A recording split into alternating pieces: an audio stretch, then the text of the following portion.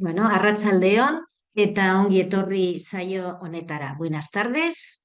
Os damos la bienvenida a esta nueva sesión del ciclo formativo, que hoy tenemos la suerte de contar con Lucía Angumio, que nos hablará de cómo educar sin racismo y quizás nos haga ver algo de este racismo que se nos esconde en nuestras escuelas. Y además lo cruzará con una mirada de género imprescindible: antirracismo y feminismo, dos temas complicados, interesantes y que tienen que estar presentes en nuestra manera de trabajar, o así creemos, ¿verdad?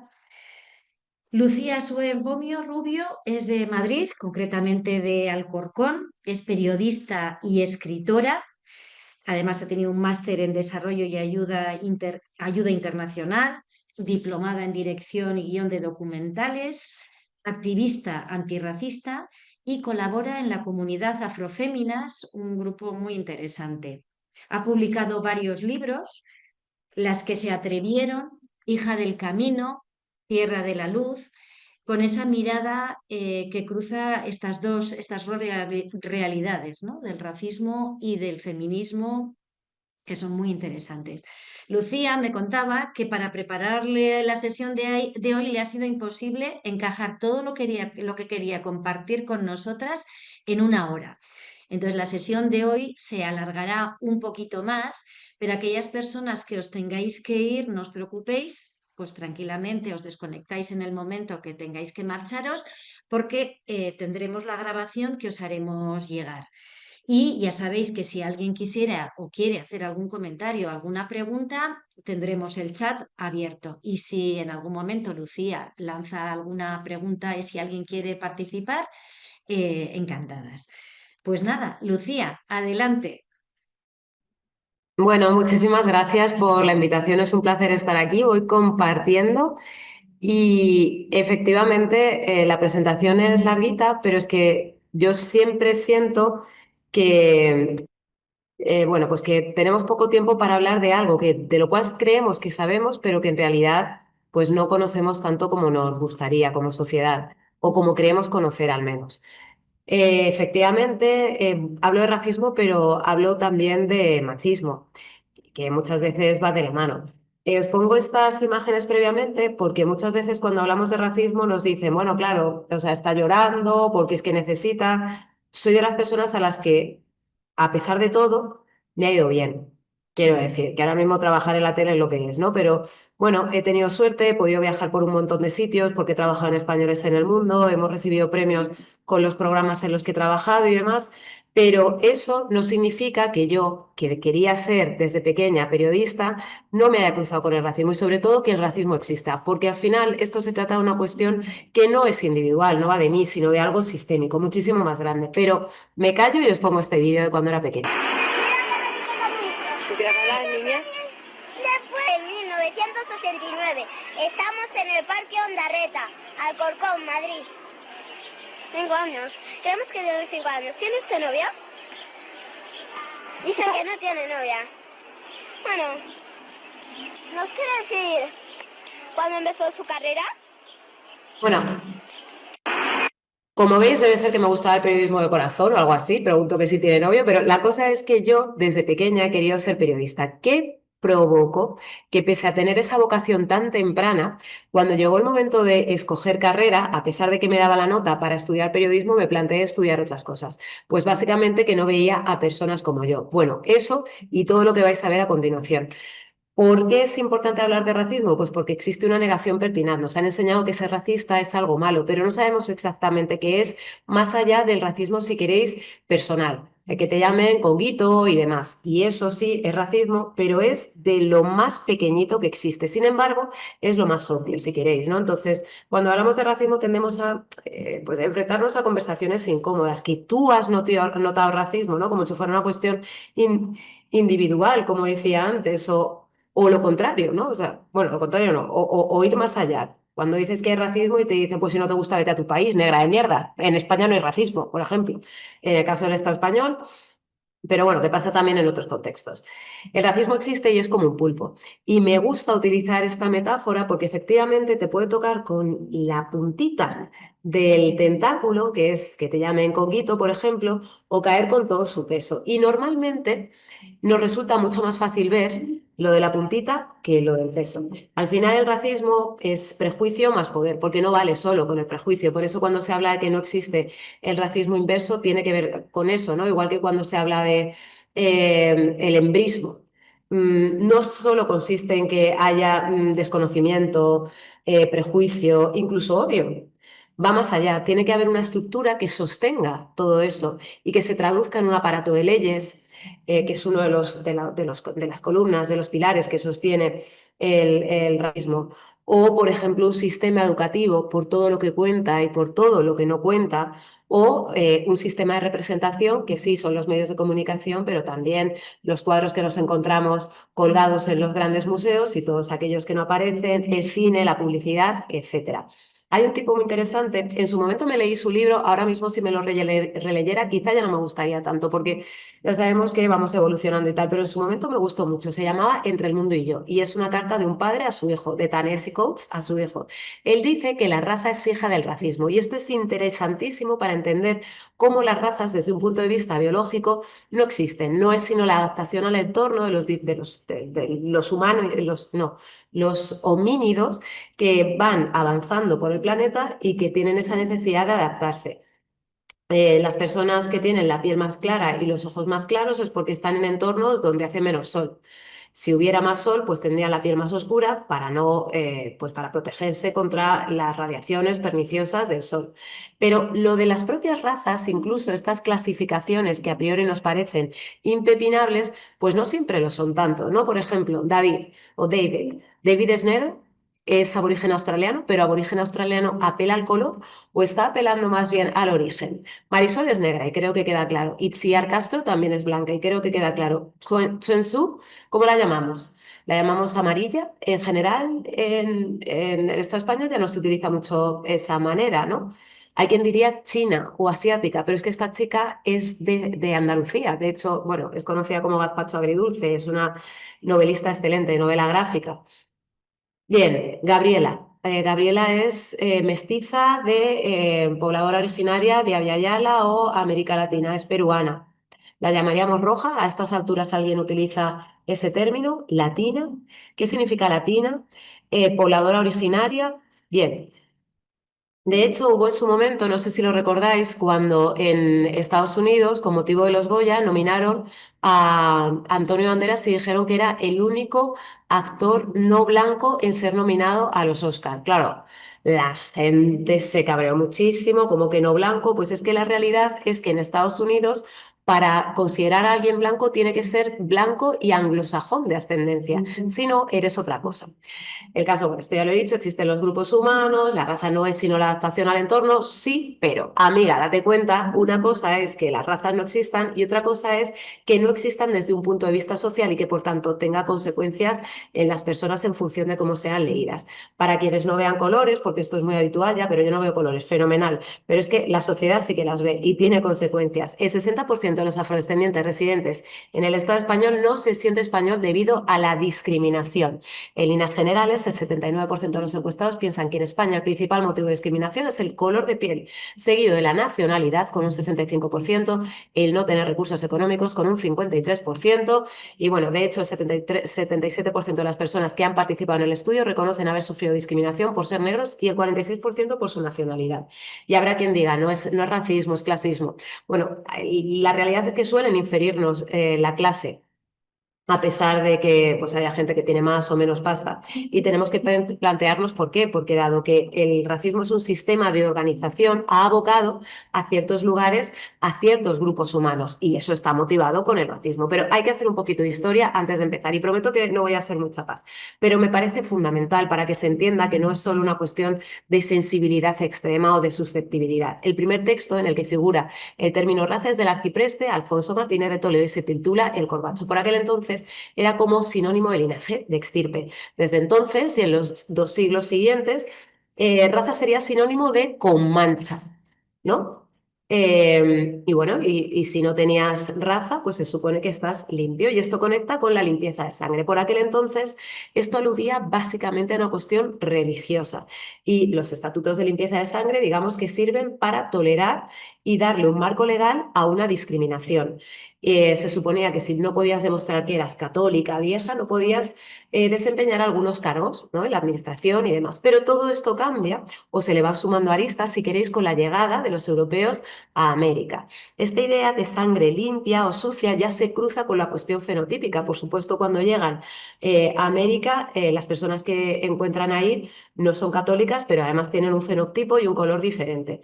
Y a partir de aquí se generan las castas y una pigmentocracia que se mantiene hasta el día de hoy. Y cuando hablo de pigmentocracia me refiero a que el grueso de quienes han presidido los países del que conocemos como Latinoamérica han sido casi siempre blancos. Y por eso ha sido noticia que gente como Evo Morales haya sido presidente en Bolivia o, por ejemplo, que Francia Márquez haya sido vicepresidenta en Colombia, porque es una anomalía histórica.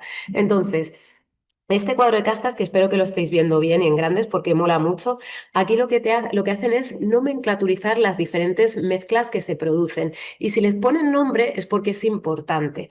Y algunos de esos nombres son animalizantes, como puede ser lobo o mulato, que viene de mula, de la mezcla estéril entre el caballo y el burro, pero también hay unos dibujos asociados a esa terminología. Y de lo que te está hablando ahí también es de un comportamiento, de una manera de ser.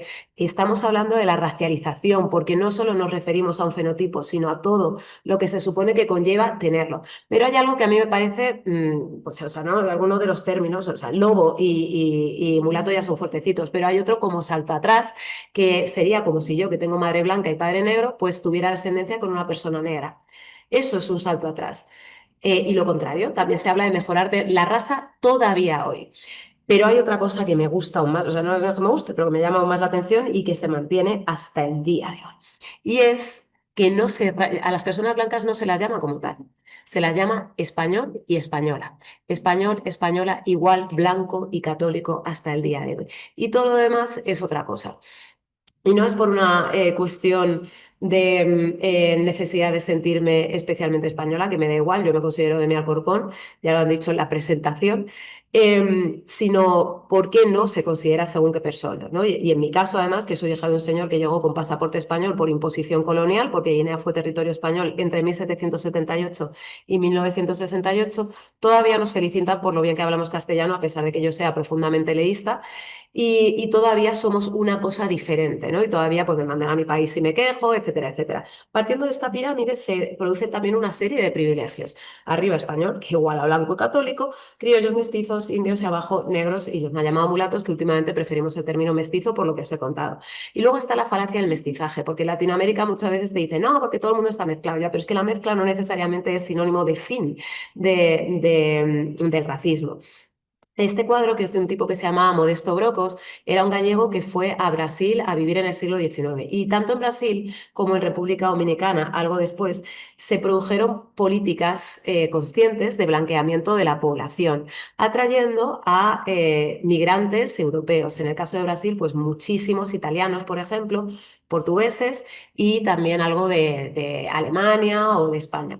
Y si os fijáis, este cuadro ilustra perfectamente cómo el mestizaje no significa el fin, porque está hablando de privilegios también, como esa abuela está agradeciéndole a Dios que su nieto ya haya nacido blanco. Y ahí está su yerno, que está en un, perdonad porque no había mejor calidad de la imagen, se llama La maldición de Campo, si queréis buscarla.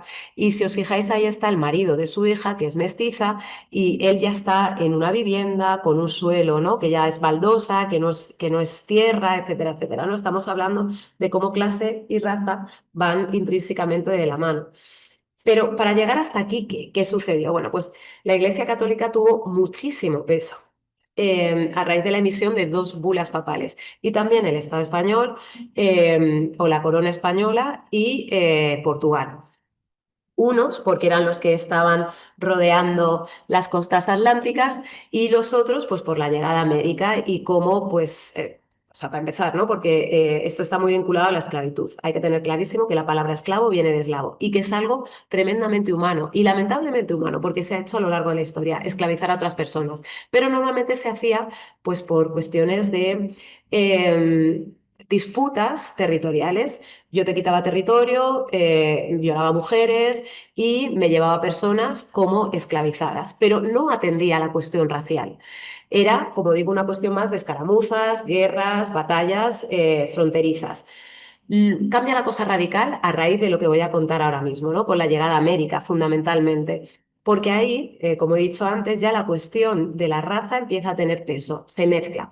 La base legal de la conquista, de lo que hoy conocemos como América, fueron las 4 bulas papales de Alejandro VI, que le dio a los reyes católicos. Tú te quedas con esas tierras, pero a cambio tienes que evangelizar a esta gente. A partir de la Real Provisión, en 1500, se prohíbe la esclavitud. Sí, pero no, porque además el Estado español suele como congratularse de haber terminado con la esclavitud antes que nadie, en el año 1500. Pero no es verdad del todo, porque lo que acaba es la esclavitud indígena. Y además ni siquiera eso es verdad del todo, porque la realidad es que a partir de 1503 empieza a haber una serie de asteriscos, ¿no? De excepciones. Si estás en contra de la conquista, se te puede esclavizar. Si eres antropófago, se te puede esclavizar. Y aparte, lo de antropófago es algo que se ha hecho a lo largo de la historia a diferentes pueblos con esta idea de la necesidad de salvarles, civilizarles y, bueno, salvarles incluso de sí mismos, ¿no? Y por eso se les coloniza y demás. Además, después de estas excepciones que se crearon, surge la encomienda, que básicamente es otra forma de esclavitud, pero con un nombre diferente para que no se note, ¿no? Seguramente aquí haya profes de historia y sabrán más que yo. Los abusos, no obstante, fueron cotidianos. Y eso es lo que provocó que se celebrara la Junta de Valladolid, que hace muy famosa a Fray Bartolomé de las Casas porque dice, hey, que los pobladores originarios tienen alma. Y entonces empiezan a pensarse una serie de medidas para no facilitarles la vida, pero para que al menos no fuera tan dura, para que el rigor no fuera la norma, para que no cayeran como moscas, básicamente. Y bueno, esto que a priori suena muy bien, provoca también que haya quejas de quienes se han desplazado a lo que conocemos como América y Caribe, porque necesitan manos para trabajar esa tierra. Lógicamente no es como ahora que tú te vas a América y tienes de todo y puedes comunicarte y hacer videollamadas por WhatsApp. Cuando alguien se iba para allá, muchas personas morían por el camino, entonces tenía que merecer la pena ir. Les daban las tierras, les convertían en encomenderos, tenían encomendados a su cargo que trabajaban esa tierra, que además podían incluso alquilar a esas personas y demás, ¿no? Pero claro, cuando empieza a mejorar la situación de los pobladores originarios, siguen necesitando manos, especialmente quienes estaban en Cuba decían, ¿y qué pasa aquí?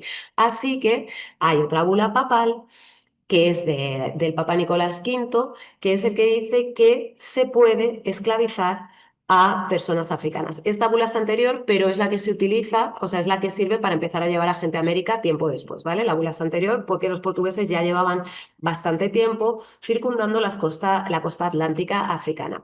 Hay diferentes corrientes de la historiografía, pero hay un tipo que se llamaba Gómez Seanes de Surara, que era el cronista de esos navegantes a los que se conoce tanto, ¿no? De Portugal. Enrique Navegante, tal, toda esta gente, que tienen incluso un monumento ahí en la zona de Belém, en Lisboa. Entonces, digamos que la negritud se crea en oposición a la blanquitud. Este tipo de lo que hablaba era de que quienes viajaban, los navegantes, tenían arrojo, eran valientes, eran audaces, eran inteligentes, eran aguerridos y lo que se encontraban ahí era pura tiniebla a todos los niveles, también intelectual, un sitio oscuro, de gente pues no evolucionada, etcétera, etcétera, ¿no? Y digamos que poquito a poco eso se va asentando porque además interesa. El flamenco Laurent de Goguenot fue el que llegó por primera vez a personas negras de África, aprovechando, insisto, ese comercio execrable que ya llevaban a cabo los portugueses y fue en el año 1518. Cada época se ha servido de una excusa para poder hacer esta barbaridad. Al principio fue la religión, el catolicismo, como he dicho, se hizo una división.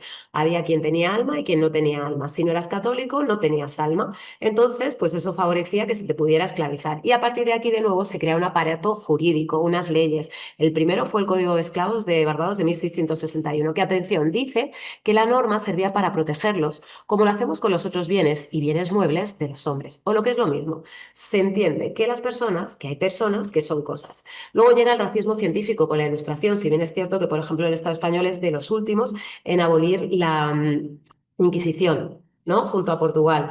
Entonces, aquí la ciencia y la ilustración llegan más tarde y por tanto el racismo científico también, pero acaba llegando. Básicamente, ya no se podía sostener en muchos territorios el tema del alma. Entonces empieza a apelarse a la ciencia, supuestamente, ¿no? Con mediciones craneales, de genitalidades, por las cuales se entendía que había algunos que eran humanos y otros quizá no tanto. La nueva división ya no es alma y no alma, sino músculo versus cerebro, instintos irrefrenables, bajas pasiones versus pensamiento, creatividad e incluso arte, ¿no? Pues aquí pongo lo de músculo versus cerebro. Y aquí tenéis algunas ilustraciones que representan esto a la perfección. Sí, el ser humano en el centro, pero ¿qué ser humano? Pues el anglosajón. Y también veis esta, la de la derecha, por la cual, no, ahora no, recuérdamelo mañana, es que me salía actualización, por la cual se ve, ¿no?, una línea en la cual abajito están los simios, luego personas negras y de arriba pues esta idea de hombre blanco, grecorromano y tal. Ha habido varias figuras que han encarnado ese racismo científico y casi todo el mundo habla de Gabino Bovino, pero la realidad es que Darwin también era un racista de la leche. Y sí, ¿no? Cuando se suele hablar de esto de no se puede hablar en presente, o sea, del pasado con los ojos del presente. Estoy de acuerdo, sí, porque efectivamente ha pasado un montón de siglos, un montón de años y un montón de cosas. Pero sí creo que es importante conocer bien el pasado para poder entender el presente. Por ejemplo, Darwin decía, en 500 años la raza anglosajona se habrá extendido y exterminado naciones enteras y en consecuencia la raza humana, vista como una unidad, habrá subido de rango. Porque Darwin, cuando hablaba de evolución de las especies, arriba no estaba el ser humano, sino que estaba el ser humano, el hombre anglosajón, ¿no? Él dice también, los fueguinos están en un estado de barbarie más miserable de lo que hubiera esperado jamás haber visto un ser humano. No creo que ningún espectáculo pueda ser más interesante que la primera visión del hombre en su estado salvaje primitivo. ¿Y las mujeres qué? Porque claro, se estaba hablando del hombre casi siempre, no se hablaba del ser humano, se hablaba del hombre.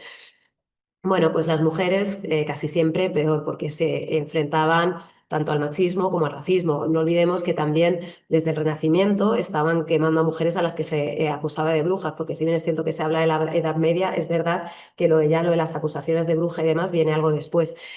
Y esta que veis aquí, quizá alguna la conoce, es la mujer a la que llamaban la Venus Hotentote. Hotentote es una manera despectiva que utilizaban los africanos, los holandeses que se fueron a Sudáfrica, para referirse a los Hoi Hoi, que son uno de los primeros grupos humanos que todavía existe. Y bueno, esta mujer tenía lo que se llama esteatopigia, básicamente un trasero bastante prominente, y una vez estaba sirviendo en una casa de un africano, un inglés la conoció, pagó por ella y se la llevó a Reino Unido. Y allí estaba en zoos, mentira, estaba en circos. Y en los circos, pues la hacían gruñir, aparecía dentro de una jaula por un plus. Si pagabas, podías incluso pellizcarle el trasero. Esta mujer, que era muy jovencita, lo pasó fatal. Al final, con las corrientes abolicionistas de la esclavitud de Reino Unido, pues su espectáculo se terminó y se la llevaron a Francia, donde todavía seguía haciendo lo mismo. Total, que murió con 25 años completamente alcoholizada. ¿Y sabéis lo que sucedió al día después? El día después. El día después pasó esto de aquí, ¿no? Que de nuevo volvieron a medirla, de nuevo volvieron a examinarla, de nuevo midieron cada centímetro de su cuerpo porque la diseccionaron, se quedaron con su cerebro, con sus genitales y con su esqueleto y estuvo expuesta en el Museo del Hombre de París durante siglos. Bueno, aquí o en Barcelona, mentira, en Barcelona no, fue la provincia de Girona. En Bañoles durante mucho tiempo tuvieron al negro de Bañoles también, ¿no? Hasta el siglo XXI ha estado allí. Si bien es cierto que fue en el 92 cuando comenzó la lucha a brazo partido por parte de un médico haitiano que residía en Cataluña para que devolvieran los restos de ese hombre a su tierra, que era sudafricano. Bueno, pero todo esto, ¿por qué? Hay un porqué, pues es el dinero, es un modelo económico. Por aquel entonces lo que funcionaba era el modelo de plantación. Entonces hacía falta manos que recogieran la tierra. Una persona esclavizada costaba mucho dinero, sí, pero luego por la ley de vientres, los hijos, la descendencia, ya los hijos, los nietos, los bisnietos, etcétera, ya pertenecían a la mujer y solo había que pagarles la ropa, que tampoco era la mejor, la comida, que tampoco era la mejor, y trabajaban para ti un montón de tiempo. ¿Qué consecuencias tuvo la esclavitud para los diferentes continentes? Pues, por ejemplo, África sigue siendo un continente con una densidad poblacional muy baja, se concentra en las grandes ciudades, pero sigue habiendo poca gente. Se llevaron a 12 millones de personas según los cálculos más conservadores. Y en esa época, pues pensad que ahora mismo Portugal tiene 10 millones de personas, pues en 4 siglos, hasta el siglo XIX, desde el XV, se llevaron a 12 millones. Aparte de genocidio, expolio, exterminio cultural. En el caso de América no solo arrancaron a gente de su tierra, les quitaron oro, plata y además mataron a mucha gente y trataron de aniquilar las culturas originarias y sus lenguas. De hecho, algunas desaparecieron. Y luego, pues, tanto los grandes palacios, catedrales, como el más tarde la industrialización europea se nutrieron de lo anterior. Y esto ha pasado en toda Europa, también en el Estado español y también en Euskal Herria, ¿no? Uno de los grandes esclavistas fue Julián de Zulueta, aunque ha habido otros, ¿no? Muy grandes, como malagueño en su caso, le conocían como Mongo Blanco, se llamaba Pedro Blanco. Y luego la esclavitud se acaba, y no es necesariamente por filantropía, si bien es cierto que había grandes filántropos que lucharon contra ella, pero se acabó por el cambio de modelo económico, porque ya no hacían falta personas esclavizadas, sino personas proletarias que además tuvieran la posibilidad, la capacidad de consumir. En cualquier caso, se acaba la esclavitud, pero luego está la colonización. Estas imágenes son de Guinea Ecuatorial, país del cual provengo por parte de padre, y ahí veis a las personas que recogían cacao, ahí veis también el Gorriaga, había patios cacauteros, especialmente en la isla, y las condiciones no eran las mejores, ¿no? Había un sistema que se llamaba, se llamaba las prestaciones, que era una especie de trabajo forzado que había que hacer para la se hacían, pensaréis, bueno, para la metrópoli y para después el país, pero la realidad, las vías que se construyeron, el tren, las carreteras, todo era para poder sacar lo mejor posible la, ¿cómo se llama esto? La mercancía que se extraía. Más cosas. Hemos hablado antes de racismo científico y pensaréis, bueno, pero eso se acabó ya en el siglo XIX. Dime que sí. Bueno, pues este libro es del siglo XX, de los años 50. Y está Vallejo Nájera, por ejemplo, entre ellos he metido, que era un genetista de la leche. Y básicamente lo que decían es que las personas negras nacen igual de listas, pero luego que si la mosca se eche el calor y el paludismo y acabas tonto perdido, según lo que se pensaba en esa época, ¿no? E inferior a las personas blancas en cuanto a intelecto se refiere. ¿Y aquí y ahora qué? Porque yo he hablado de la historia para que se entienda que esto no es una cuestión de sensibilidad, sino que hay un pasado que es el que provoca que el presente sea como es. Bueno, pues datos más o menos actuales. En España los delitos racistas y xenófobos representan casi la mitad de los delitos de odio registrados y además cada vez hay más. Los delitos de odio por racismo y xenofobia han crecido un 13% con respecto a 2022 y un 34% con respecto a 2021. Pero hay algo fundamental y es que hay una infradenuncia flagrante. Entre el 80 y el 90% de los delitos de odio racistas no se denuncian y tenemos que preguntarnos por qué. Bueno, yo os puedo decir lo que me dicen cuando voy a hablar de estas cosas y lo que a mí me pasa también, ¿no? Es, primero, ¿qué credibilidad tienen seres que no han sido considerados humanos a lo largo de la historia? Pero también cómo es nuestra relación con las fuerzas de seguridad del Estado y cómo nos sentimos también cuando entramos en una comisaría y quiénes pueden denunciar, porque también la condición o la situación administrativa pues condiciona, lógicamente. Más. La infancia, la de la izquierda soy yo, con mis amigas, mentira, con mis primas en Móstoles. Y esta foto también para mí es importante porque si bien es cierto que yo soy del 81 y en los 80 no había muchas personas negras, también lo es que siempre hemos estado, ¿no? O sea, algunas de las ciudades con más personas negras durante la Edad Moderna eran Cádiz, donde un 20% de la población era negra, Sevilla, en cuya catedral, en las gradas, se vendían a personas negras, o Lisboa, ¿no? Una de las hermandades religiosas más antiguas de Europa es la Hermandad de los Negritos, compuesta íntegramente desde 1393 hasta el siglo XIX por personas negras a las que esclavizaban, que luego, cuando ya estaban mayores o estaban hechas polvo, iban al Hospital de la Caridad y allí empezaron para que abandonaran sus cultos, sus religiones, pues con sede en el continente africano, pues, y catolizarles, si queréis, pues empezaron con esta hermandad religiosa y demás. Y existe todavía, lo que pasa es que ya no solo hay personas negras. El caso es que la de la izquierda, insisto, es para esto. Porque cuando yo reivindico mi españolidad no es una cuestión de amor a España, bueno, es que España es una cosa muy grande con una historia muy concreta. Es más una cuestión de que España se haga cargo de su historia colonial. Que si yo estoy aquí es porque mi padre nació en un territorio que por narices fue español, porque le obligaron a hablar castellano, porque tuvo que cantar el Cara al Sol en el colegio, ¿no? Y bueno, pues para mí tiene que ver con eso, ¿no? Lo de la afroespañolidad, con que España se haga cargo de su historia colonial. Dicho esto, pues yo me considero de Alcorcón, como he dicho antes, y aunque soy consciente de que soy las tres cosas, ¿no? Soy alcorconera, pero soy guineana y soy española. La foto de la derecha es la foto en el cole en los 80, pues era la única negra, no solo en mi clase, sino en mi cole, en el instituto y en la facultad, que estudié en la Complutense y había 10.000 personas, solo en mi facultad éramos 6 y 2 de ellas Erasmus. Desde pequeña, cuando tú eres la única en tu clase y además hay una cuestión de género importante, el que está en la foto de la izquierda es mi hermano y se nota que él pasaba más de esto, pero hay una imposición de excelencia. Yo he sido niña de coro, de solfeo, de piano, aparte mi padre era maestro, ¿no? Y yo recuerdo que incluso desde casa, cuando discutíamos, mi padre decía, no discutáis porque van a decir, mira estos negros cuánto gritan, ¿no? O sea, lo que el resto podía hacer y de hecho hacía, nosotros como que no podíamos permitírnoslo. Ahora mi padre tiene demencia y cuando vamos a cruzar por la calle, el tipo nos obliga a cruzar por 400 kilómetros para encontrar el paso de cebra por si le ve a algún alumno. Porque cuando tú perteneces a una minoría, si te manchas, y esto es un ejemplo, si queréis un poco simplón, pero es porque te has manchado, pero en nuestro caso es que ya se sabe. Nosotras no partimos de cero, ya tenemos muchos estereotipos encima. El cole.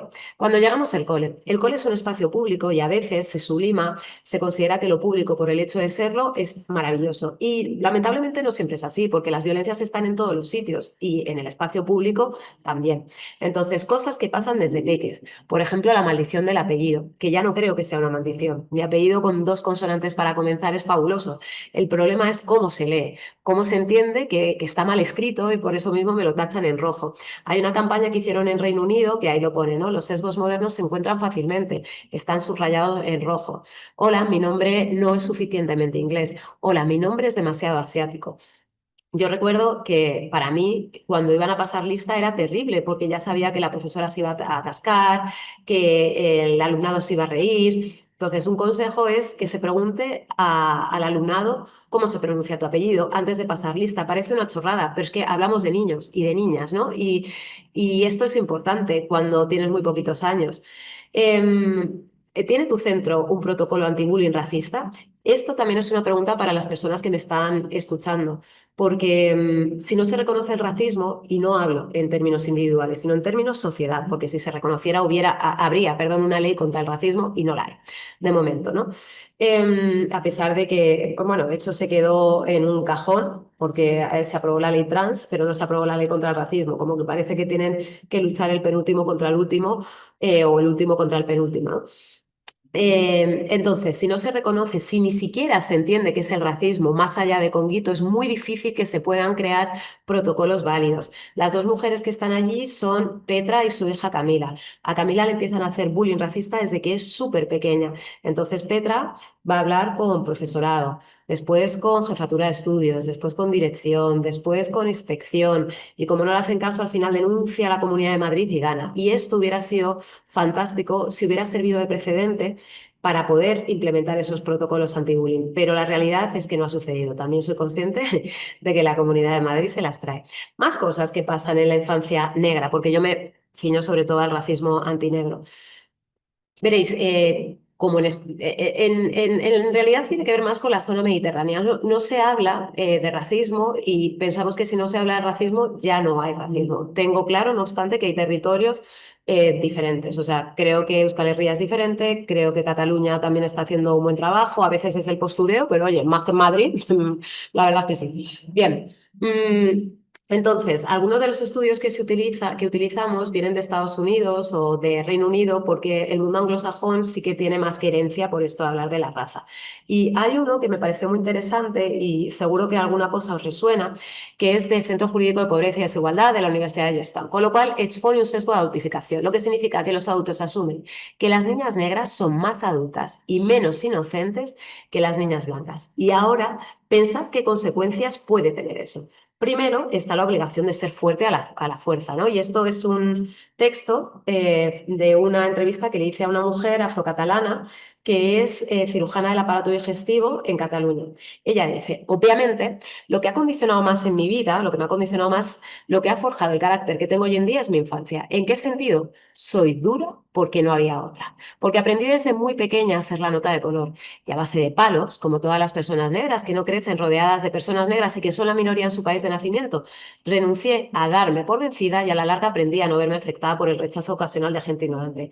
Esto está genial, pero qué injusto es que desde pequeña tú tengas que entender y hacerte fuerte y comprender y bueno, y no pasa nada y ya está. Pero ¿y qué hay de todas esas personas que no lo entienden? ¿Qué hay de quienes se quedan por el camino? Porque de hecho es eso, cuando nos llaman victimistas yo siempre digo, si somos paquidermas, tenemos la piel súper gruesa, vivimos según qué cosas desde que somos muy pequeñas. Un día me contó mi tío abuelo, por parte de madre, yo por parte de madre soy originaria de Segovia y además mi abuelo era franquista, o sea que muy bien. Total, que un día yo subí a casa y le dije a mí, me contó mi tío abuelo que le dije a mi madre, mamá, me he pegado. Dijo, ¿por qué? Porque me han llamado negra de mierda. Mi madre me dijo, muy bien. O sea, a mí desde pequeña me han dicho, defiéndete, y lo he hecho. Pero lo idóneo sería que no me hubiera tenido que pegar. Entonces, bueno, por eso digo lo de tener que ser paquidermas o entender y demás. Pero em, o sea, os voy a poner esta ilustración de Moderna de Pueblo, con la que he hecho alguna colaboración en su momento. Esta no es mía, esta colaboración, pero me parece interesante para reflexionar acerca del género, ¿no? ¿A quién se le pide que sea fuerte desde peque? En el caso de las personas blancas, pues normalmente a los hombres. No puedes llorar, no puedes mostrar tus sentimientos, no puedes mostrarte débil ni sensible, porque eso se aduce a las mujeres. Claro, pero ¿a qué mujeres? A las mujeres blancas, porque a las personas no blancas no necesariamente. ¿Por qué? Porque el género se construye de otra manera. Esta idea de princesa con el pelo liso, rubia, que lanza su melena para que la saquen de esa torre a la que su padre la ha confinado para proteger, preservar su moral y que su flor no desaparezca por cualquier persona, esta idea es una construcción vinculada a las personas blancas, a las mujeres blancas y de la cual se quieren emancipar como es normal. Y luego está la excepción de Juana de Arco, que muchas veces se utiliza, ¿no? Que fue una guerrera, etcétera, etcétera. Ya, pero es que la construcción de las mujeres negras es muy diferente y está vinculada a esa deshumanización de la que he hablado previamente. Fijaos las imágenes, ¿no? La deshumanización, la salvajización, etcétera, etcétera. Fijaos en esta imagen del siglo XIX, es bien interesante, ¿no? ¿Quién es la mujer que va tapada, la que es recatada, la casta, la elegante, si me apuráis, y la que es otra cosa? Lo curioso es que esta imagen, que es de 1897, se parece peligrosamente a estas otras que son del año 2024, que son las que solemos ver además en los medios de comunicación. Esa mujer con un niño en la espalda y por delante y en la pierna, y el otro también caminando por delante y cargando siempre y fuertes a la fuerza y bueno, ¿no? Y con un tipo de ropa muy específica y además en entorno rural y subdesarrollado, etcétera, etcétera, a pesar de que algunos de la gente en el continente africano viva en ciudades exactamente igual que en Europa. Pero ¿cuál es, más allá de esta Juana de Arco, ¿no? Que es como el referente en el pasado de mujer guerrera, en el continente africano hay un montón y estatuas ecuestres y de mujeres guerreras también muchísimas, ¿no? Esta es Amina de Zaria, que sería de lo que hoy es la zona Hausa en lo que hoy es Nigeria. Ella es Jazz Antewal, que luchó contra el imperio inglés en lo que hoy sería Kenia. Ellas son las mujeres Ipo que se negaron a pagar impuestos a los británicos también en 1929. La reina Nzinga, que se enfrentó a brazo partido contra los portugueses y luchó contra la esclavitud y el colonialismo. Ellas son las Amazonas de Dahomey, que era un cuerpo compuesto íntegramente por mujeres guerreras que luchó contra los colonialistas franceses en lo que hoy sería Benín, ¿no? Y en su momento Dahomey. De todas formas, esta historia es bien regular, ¿no? Porque sí eran guerreras, la película Yo Rey está inspirada en ellas, pero la realidad es que las ponían a luchar a aquellas mujeres que consideraban que eran irredentas, rebeldes o feas. Ojo, o sea que tampoco mola tanto. Carlota la rebelde, porque también ha pasado en la diáspora, era una mujer cimarrona, negra, que luchó contra la esclavitud en lo que hoy es Cuba, o Queen Anne en lo que hoy es Jamaica. Pero también en el Estado español, ha habido un activismo afrodescendiente que se ha expresado de mil maneras y que en el pasado cuenta con Dominga de Moira Basállez, una mujer esclavizada que luchó contra la esclavitud y que logró comprar su propia libertad y se dedicó a comprar después la libertad de otras muchas personas, ¿no? Y estamos hablando del siglo XVII. Y ahora pues hay otros referentes muy potentes, Remi Sipi está en Cataluña y Esther Mayo Cortega está bueno, ahora también en Cataluña, pero ya es de Móstoles. Hay un referente fundamental que además va a servir muy bien para todo esto que estoy explicando, entenderlo mejor. Ella es Sojourner Truth, que es un referentazo, como digo, y en la Convención de los Derechos de la Mujer de Akron, de Ohio, intervino. Hay que decir que durante algún tiempo las mujeres blancas y las negras lucharon por el derecho al voto de manera conjunta, pero cuando llegó el momento de escoger si apoyaban el derecho a las personas negras, tanto hombres como mujeres, o preferían seguir en solitario las mujeres blancas, pues ya les dejaron, pues seguimos en solitario, ¿no? Pero en esa convención habló Sojourner Truth y os voy a leer una partecita. Bueno, niños, donde hay mucho jaleo, algo anda desbaratado. Creo que entre los negros del sur y las mujeres del norte, si entre todos hablamos de derechos, los hombres blancos estarán en apuros muy pronto. Pero, ¿de qué va todo lo que estamos hablando? Ese hombre de ahí dice que las mujeres necesitan ayuda para subir a las carrozas y para sortear las zanjas y para que tengan los mejores sitios en todas partes. Nunca nadie me ha ayudado a subir a las carrozas o a saltar un charco de barro o me ha ofrecido el mejor sitio. ¿Y acaso no soy una mujer? Mírenme, miren mi brazo. He arado, he cultivado y he recolectado todo en el granero y nunca ningún hombre lo ha hecho mejor que yo. ¿Y acaso no soy una mujer? Podría trabajar tanto y comer tanto como un hombre, cuando puedo conseguir comida, claro, y también soportar los latigazos. ¿Y acaso no soy una mujer? Bueno, pues esto habla, y me remito un poco al anterior, a esa construcción del género por el cual las mujeres negras nunca hemos sido consideradas seres humanos, las mujeres negras no hemos sido consideradas aquellas a las que hay que proteger, que salvar, que cuidar, algo, insisto, de lo cual las mujeres blancas se quieren emancipar y con razón. Pero es que nosotras éramos cosas. A nosotras ni siquiera se nos infería moral. De ahí esta idea de negra caliente, mulata caliente, hipersexualizada, que además, en nuestro caso, también le recae a los hombres negros, ¿no? Hay otras aristas de la adultificación y seguro que habéis pensado en ellas. Y es que, claro, si te ven pequeñita, perdón, si te ven ya más crecidita desde que eres pequeña, pues esto también puede tener otras consecuencias.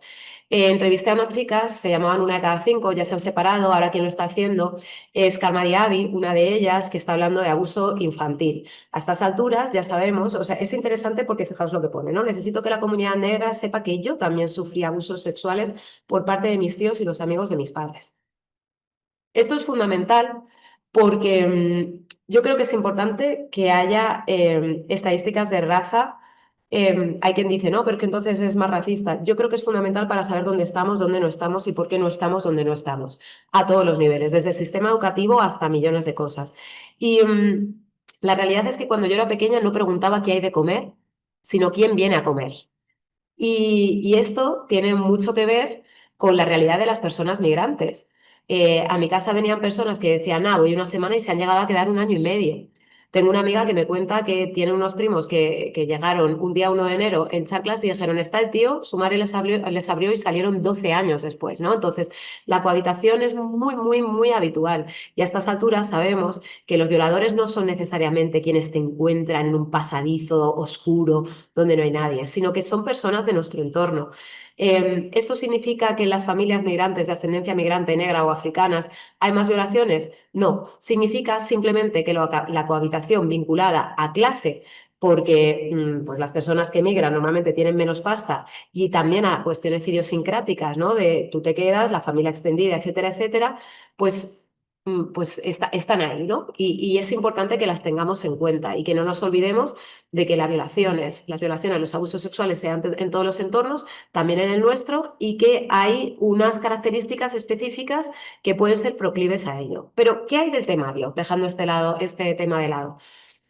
Solo el 7,5% de las referencias aparecidas en 115 libros analizados de 19 asignaturas hacen mención a las mujeres. Es poquísimo, es poquísimo.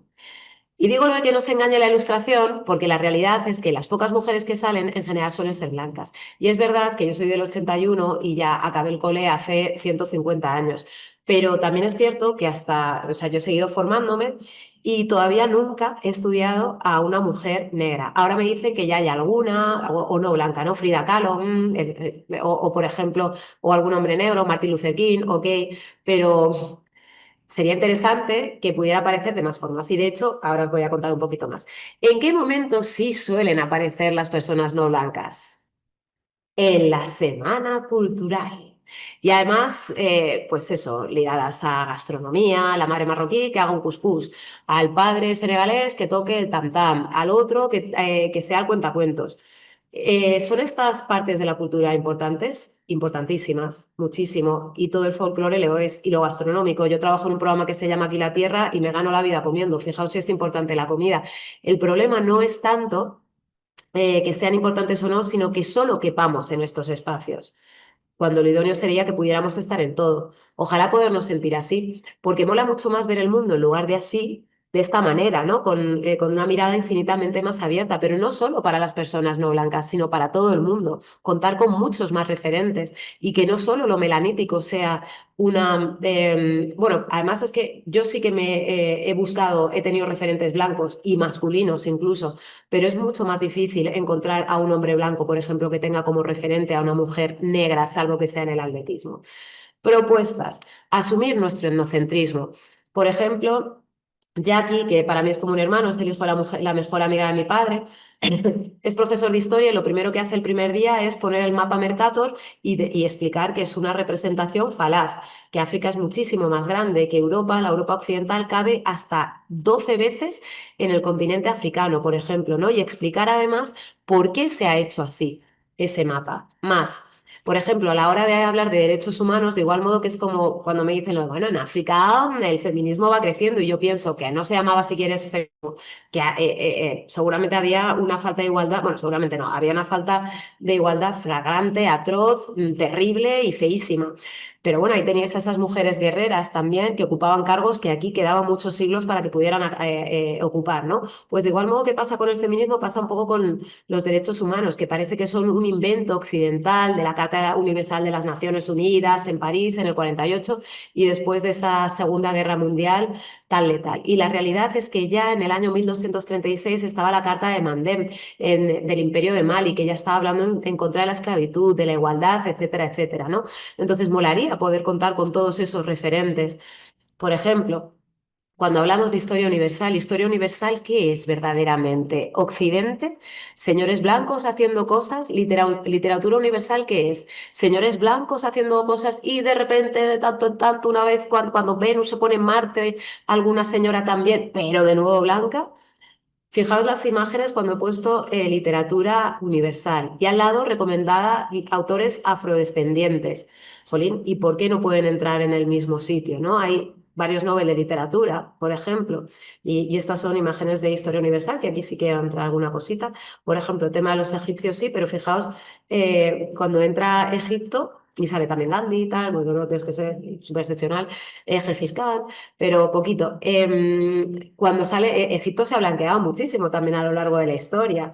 Pues Cleopatra ahí con esos ojos azules de Liv Taylor y estas cosas. Propuestas.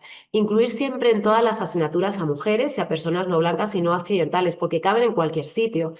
Tanto pues para hablar de álgebra, que ya sabemos que es una cosa que traen los árabes, por ejemplo, como para hablar de cualquier otra materia. No hace falta aludir específicamente a su racialidad, pero está guay que esté ahí, insisto, por el alumnado no blanco y también por el alumnado blanco. Entender cómo y cuándo se incluye el conocimiento no occidental, lo que decía, no solo en las semanas culturales. Entender que no participemos de la misma manera cuando nos sentimos concernidas. Entender que haya cosas que no nos atrevemos a hacer, porque nos sentimos pequeñitas desde que somos, pues eso, niñas, ¿no? Porque a veces somos las únicas en clase, porque a veces incluso nos da miedo brillar, porque no nos han enseñado siquiera ese registro. Poner en valor tener más mundos, porque mola un montón. Jolín, soy una tipa que ha pasado más frío que en la guerra, porque mi madre es segoviana y allí se inventó el frío junto a Soria y Burgos, y que además pues, he visto cosas de la segovianidad en toda su profundidad, pero también tengo otro mundo, y eso, lejos de el relato que estamos recibiendo ahora, que es negativo, es todo lo contrario, y es una fuente, yo bebo de dos fuentes. Pues eso mola, de sabiduría y de absolutamente todo. Y hablar abiertamente de raza y racismo. Porque el racismo no se acaba porque digamos no, no hay racismo. El racismo solo se acaba si se le combate. Más cosas.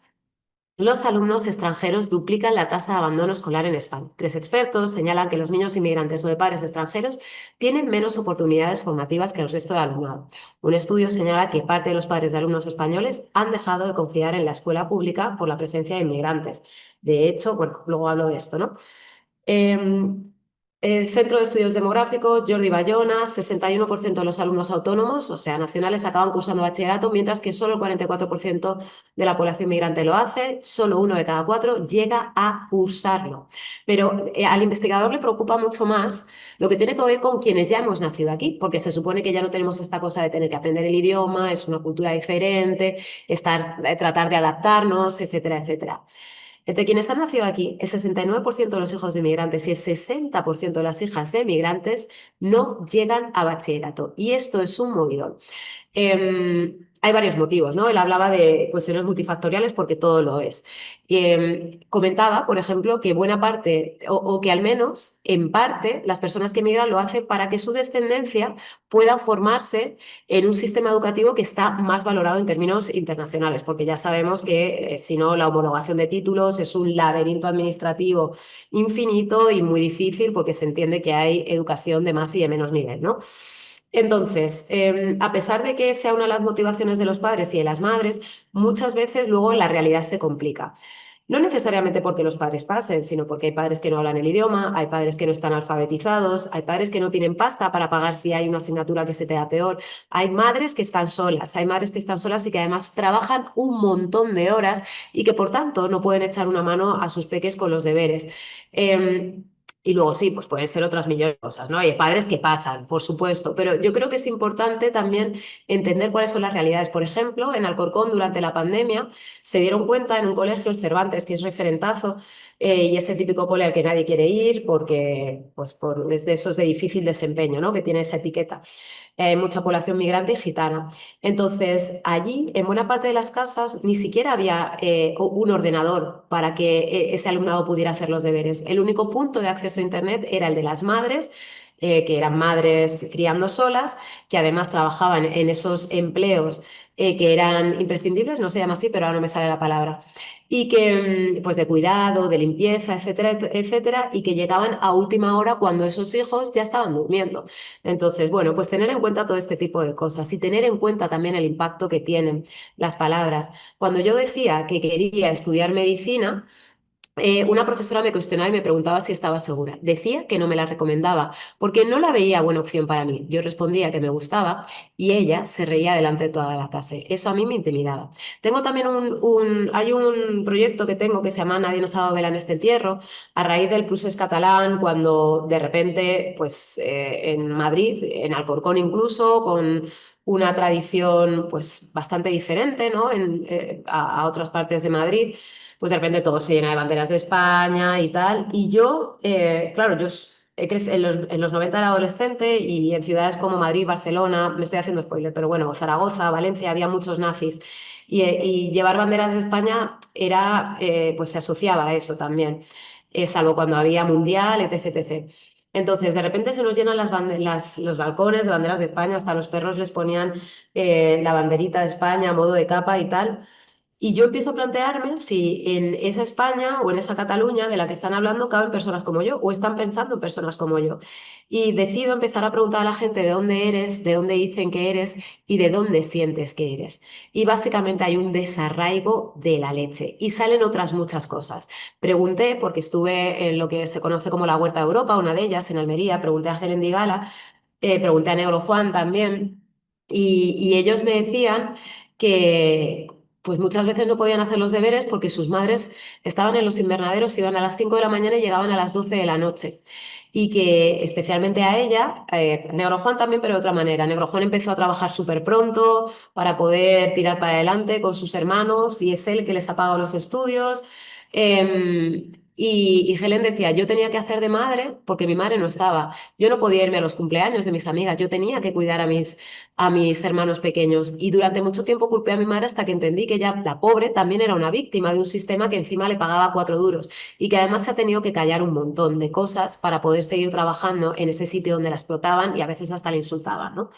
Entonces, bueno, las consecuencias de todo esto, ¿no? Ella es pedagoga, se llama Carlota Momovela, ella dice que existe una relación cargada de prejuicios entre el rendimiento académico y la procedencia.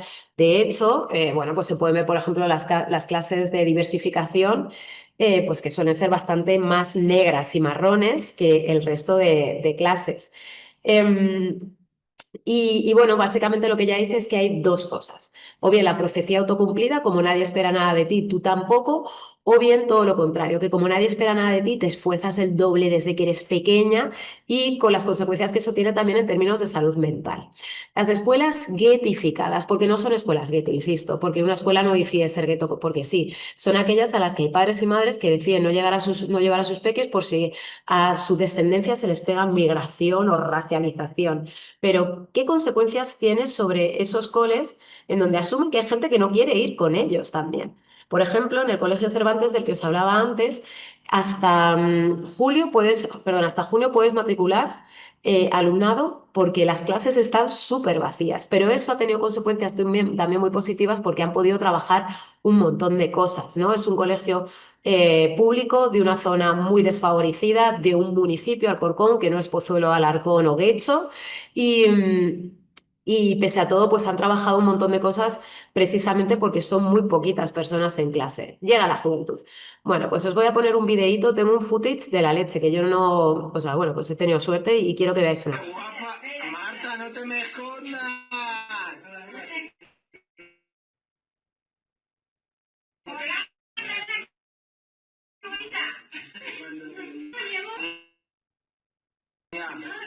Lucía,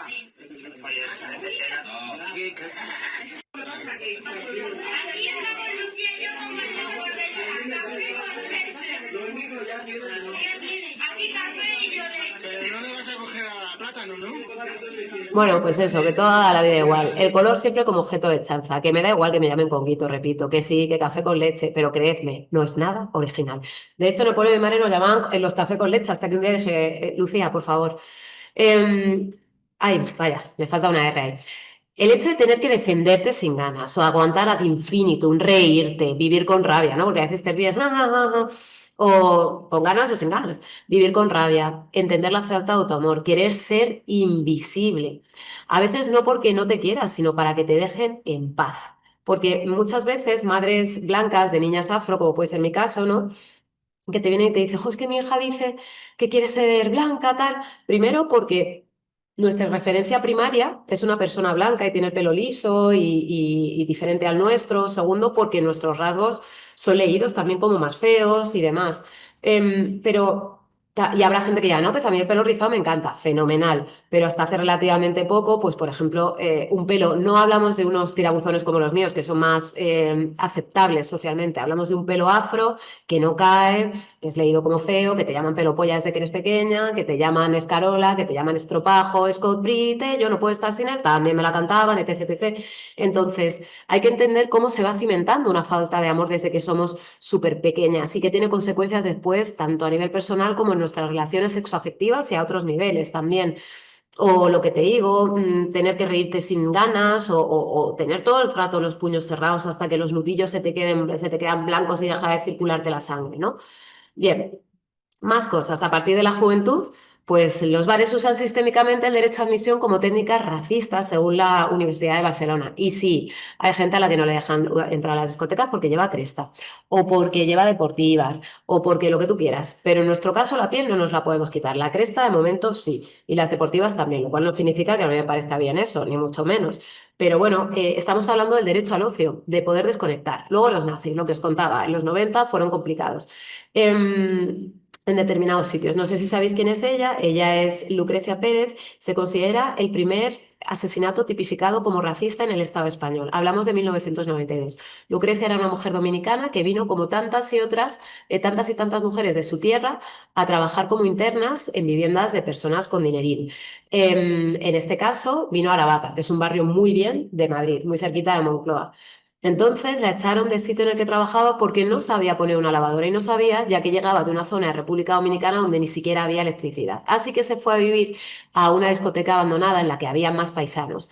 Y allí, un día aciago, aparecieron dos menores de edad con un guardia civil, los tres skinhead, que paraban por la zona de Plaza de España. Disparó el guardia civil y la asesinó.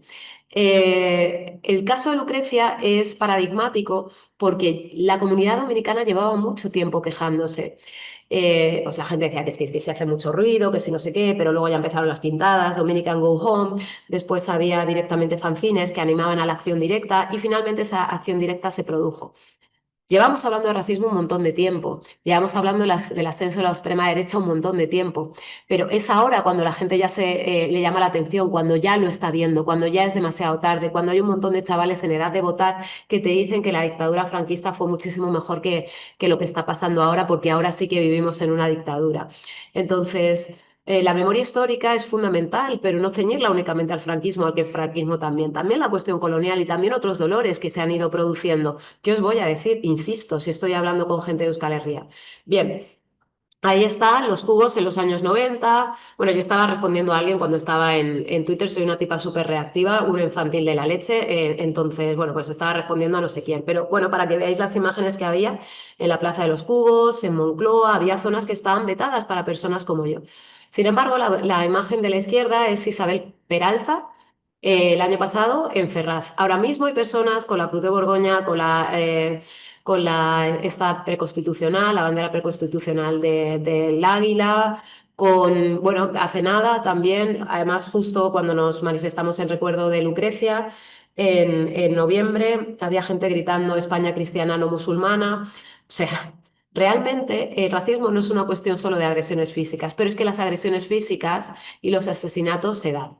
Y más aún si no paramos lo anterior. Sin embargo, el género tiene peso y pensáis, ¿y qué hace ahí un McDonald's? Yo ya no voy a McDonald's por una cuestión de principios, pero cuando era pequeña recuerdo haber ido a la zona de Moncloa y estaba con una amiga.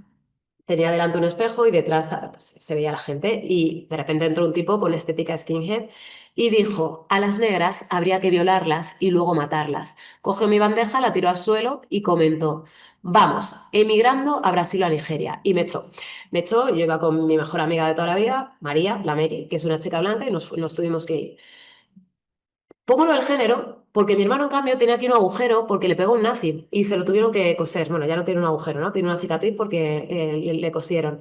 Pero mi expareja tiene aquí otra cicatriz. Normalmente los chicos sí que recibían más esas agresiones físicas. Santiago Zano, que es el único director de cine afro que tenemos en el Estado español, él dice que siempre que salía miraba, se fijaba en cómo eran de altos los coches porque recordaba haber tenido que salir corriendo por unos nazis y meterse debajo de un coche, ¿no? Entonces, para él no le gustan nada los coches bajos precisamente por eso. Sin embargo, una vez me corrigió Esther Mayo Cortega, que antes la he citado, es un referentazo, docente universitaria, bueno, una filósofa, una crack, y ella dice que no pegaban a las mujeres cis y a aquellas que no eran leídas como mujeres, ¿no? Porque a las mujeres trans les metieron muchas palizas y ella misma cuenta que ella es lesbiana, butch o batch, ¿no? Con indumentaria leída como de hombre y a ella la pegaron también en Gran Vía, solo hasta que un tipo dijo, hey, que es una mujer y entonces pararon.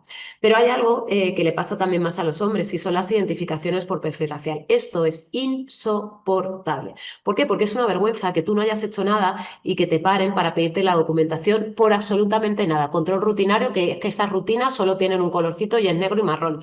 Pero aparte que puedes llegar tarde a clase o al trabajo, aparte de que a veces esas identificaciones van de la mano de cacheos que son incómodos y hasta dolorosos. Durante la pandemia, de hecho, pararon mucho más a personas no blancas. Recordaréis también el caso del chico marroquí que parece ser que tenía una discapacidad y que pararon en el barrio de San Francisco y todo lo que pasó después. Bueno, pero para mí una de las consecuencias mayores es que si tú siempre paras a las mismas personas, la gente pensará que esas personas han hecho algo y al final es una pescadilla que se muerde la cola y tú acabas entendiendo que hay gente que es peligrosa. Y bueno, pues aquí algunos datos, pero hay un montón, ¿eh? Si eres negro tienes 42 veces más de posibilidades de que te pare la policía, según un estudio. Este estudio ya tiene su solera, pero bueno, es de la Asociación Pro Derechos Humanos de Andalucía y del Instituto de la Paz de Granada, pero insisto, hay un montón. Y luego está la hipersexualización, que antes lo he apuntado un poco, ya sabéis por qué es. En los albores de Telecinco todo el mundo salía en bolas, incluso Jesús Gil, pero no sé si os acordáis de las Cacao Maravillao en un programa que había, que era Bit Noche, Bit Día, Bit Tarde, Bit Finde, Bit Todo. De tanto en tanto salían las Cacao Maravillao, que era un falso patrocinador, o sea, era una oportunidad para ver a mujeres negras con poca ropa. Y pensaréis, bueno, pero es que a todas las mujeres se las hipersexualiza y estoy muy de acuerdo. Lo que pasa es que las mujeres blancas sí que tienen una narrativa B. ¿No? Podemos ver a mujeres hipersexualizadas, pero también podemos ver a mujeres científicas, fiscales del Estado, etc., limpiadoras en otros contextos. Las mujeres negras tenemos muy poca narrativa B, igual que otras mujeres racializadas. Además, la otra gran diferencia es que afecta a los varones. A los hombres cis se les lee como pene con persona detrás. Y sí, hay tíos que lo aprovechan para ligar en Tinder, ok, pero la realidad es que esto no es sino la consecuencia de la deshumanización que hemos hablado antes. Aquí pongo pues un ejemplo, ¿no? Más. Y esto ha tenido consecuencias perversas. A los hombres negros se les ha leído como violadores. No sé si visteis esta serie que está en Netflix, Así nos ven, When They See Us.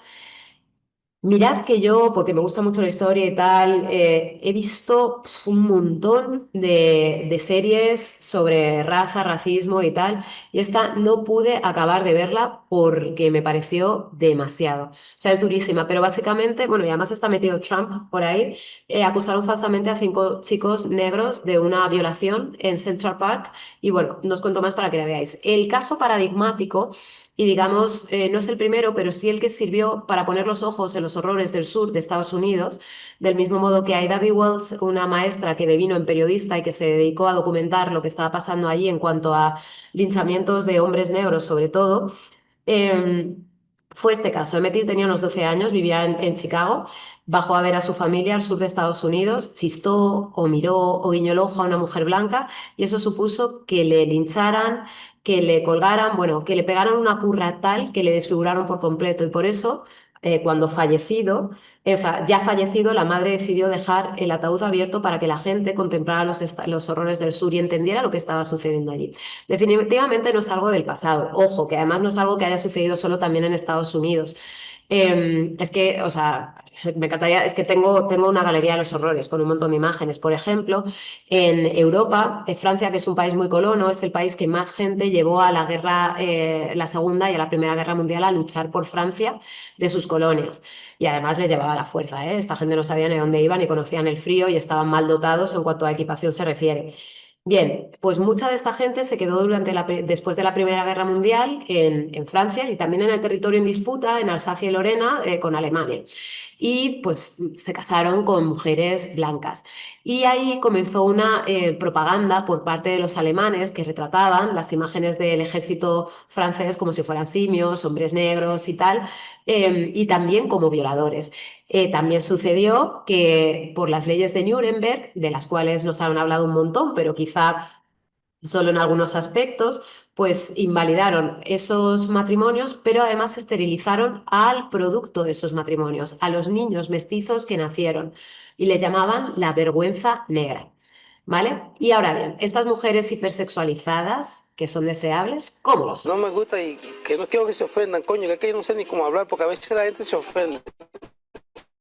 Sí. Lo que no me gusta es la negra. No sé si es porque nací allí o en Cuba y no sé, no quiero que se ofendan porque se mosquean. Pero ¿qué coño? No me gusta la negra, no sé, no. Pero has tenido novias negras. Mi primera novia fue negra, porque no conocía otra cosa. ¿Eh? ¿Tú fuiste a Cuba? ¿Qué tuviste? ¿Con negra? No le gusta que le digan negra, le gusta que le digan de color, bueno, de color. De color negro. Es que de... A mí me ponen ¿Qué ponen? las negras. Brasileñas. Bueno, ¿no? Pues esta idea, ¿no? Aquello, o sea, a lo mejor pensáis que exageración, pero incluso hay libros, ¿no? La soledad de las mujeres negras, etcétera, etcétera. Em, ¿Hasta qué punto las mujeres negras tienen derecho a ser amadas y desde qué parámetros, ¿no? Fijaos el otro, los cubanos, las brasileñas, que es negro, y sé que es un vídeo del pasado, ¿eh? Pero bueno, que todavía se mantienen muchas cosas. Que es negro y dice, no, yo las negras no, y es negro. Que habrá quien diga, bueno, pero no te tienen que gustar las personas que son como tú. A ver, nadie que es como tú, que a mí tampoco me gustaban, y eso tiene que ver también con cómo interiorizas, primero porque del mismo modo que el género es una construcción y la raza es una construcción, el deseo también lo es, ¿no? Entonces, tú construyes el deseo con base a lo que se supone que son los parámetros de belleza de la sociedad en la que habitas, ¿no? Y ya está. Entonces, por eso se habla de construcción a todos los niveles. Y además, ya hay datos. En las aplicaciones de ligar ya se ha visto que quienes menos éxito tienen son las mujeres negras y los hombres asiáticos.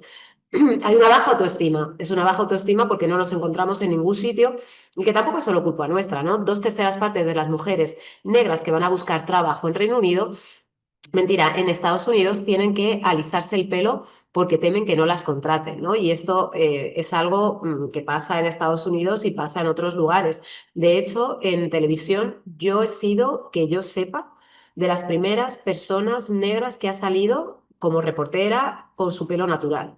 También es cierto que mi pelo es mucho más aceptable, es un pelo de anuncio de compresas, con el tirabuzoncito, ¿no? Pero Francine Galvez lo llevaba alisado, Roxane Dupri, que fue la primera en presentar un programa, lo llevaba alisado, Jennifer Rope lo llevaba muy rapado y demás. Y bueno, está la versión España, versión Estado español, cuando Nia Correia, que fue la primera ganadora de Operación Triunfo Negra, pues en la final decidió salir con el pelo natural y pues eso, se metía muchísimo con ella. Con todo este pack. Ella es Marisol Saeló, es trabajadora social, experta en violencias machistas, y ella cuenta que, por ejemplo, para el tema de las relaciones y poder dejarlo con tu pareja y demás, no es tan fácil si se mezcla la migración, porque muchas veces las mujeres han venido por reagrupación familiar y su única red es su marido, puede que no hablen el idioma, puede que no conozcan el recurso, puede que le dé miedo denunciar, porque a pesar de que si tú denuncias y estás en situación irregularizada, no te va a pasar nada, se supone que te garantizan tu seguridad, la realidad es que también se ha iniciado algún procedimiento de expulsión a raíz de esas denuncias, ¿no? Y luego que también a veces la resolución de los conflictos se da en el seno de la familia extendida, no es aquello de yo me quiero separar. Yo misma, que tengo madre en Segovia, insisto, he visto que han venido matrimonios a casa. El plan es que nos queremos separar, tal, a ver qué hacemos, con mi padre mediando, etc, etc. Y si vamos a la universidad, que pues baja autoestima, esto es una guía que se hizo en la Universidad Complutense por parte de profesorado afro y alumnado afro y llegan, y además con perspectiva de género. Incluso chicas que han sacado toda su vida muy buenas notas sienten que la universidad no es su sitio, que están fuera de lugar.